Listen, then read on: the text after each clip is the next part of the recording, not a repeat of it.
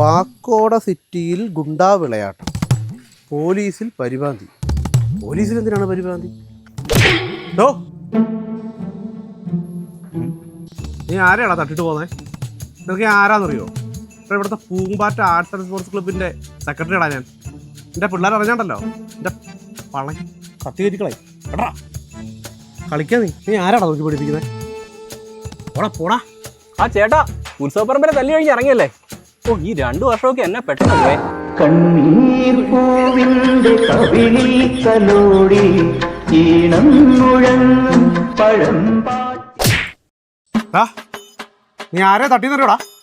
എന്റെ അണ്ണൻ തട്ടിണ്ടല്ലോ, എന്റെ പൂളിക്കളെ ഞാൻ പൊന്നായി. ഞാനേ അണ്ണന്റെ ആളാടാ.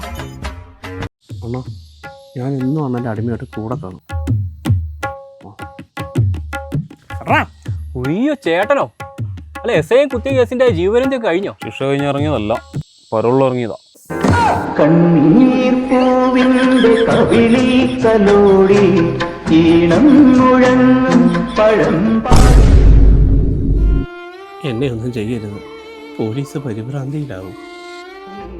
മറുവാക്കു കേൾക്കാൻ കാത്തു നിൽക്കാതെ പൂത്തുമ്പി